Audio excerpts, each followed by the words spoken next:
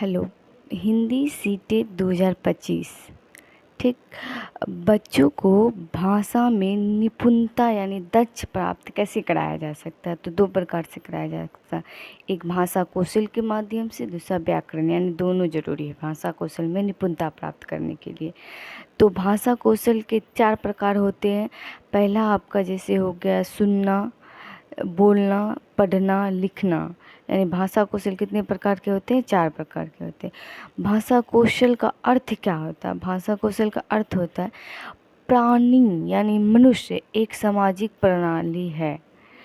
अन्य समाज में बात करने के लिए, संप्रेषण करने के लिए कोई भी मनुष्य को बोलना या लिखना, अपने भावों एवं विचारों को अभिव्यक्त करने तथा सुनना, पढ़ना उनके विचारों को ग्रहण करने के लिए है। और भाषा जो कौशल है, ठीक, अगर बोलकर लिखकर कोई चीज़ को अभिव्यक्तित कर रहा है तो उसे अभिव्यक्तात्मक कौशल कहते हैं। और सुनकर पढ़कर किसी चीज़ को ग्रहण कर रहा है तो उसे ग्रहणात्मक कौशल कहते हैं। भाषा कौशल से जो होता है चारों एक दूसरे से संबंधित होता है। भाषा से संबंधित इन चारों क्रियाओं को प्रयोग करने की क्षमता को भाषा कौशल कहते हैं। तो भाषा कौशल कितने प्रकार के होते हैं? 4 प्रकार के होते हैं। श्रवण कौशल, भाषण कौशल, पठन कौशल, लेखन कौशल। भाषा कौशल को वर्गीकृत किया, यानी कौशल को वर्गीकृत किया वरीयता क्रम में, दूसरा अर्थ में। तो वरीयता क्रम मुख्यतः 2 प्रकार के होते हैं। मुख्य कौशल, दूसरा आता है अन्य कौशल। मुख्य कौशल में आपका आ जाता है सुनना, बोलना, और अन्य कौशल में पढ़ना लिखना आ जाता है। ये अन्य कौशल में आ जाता है। अर्थ यानी 2 प्रकार के होते हैं। ग्रहणात्मक कौशल, एक अभिव्यक्तात्मक या उत्पादक कौशल। ग्रहणात्मक कौशल में पढ़ना होता है और सुनना होता है। अभिव्यक्तात्मक कौशल में बोलना और लिखना होता है।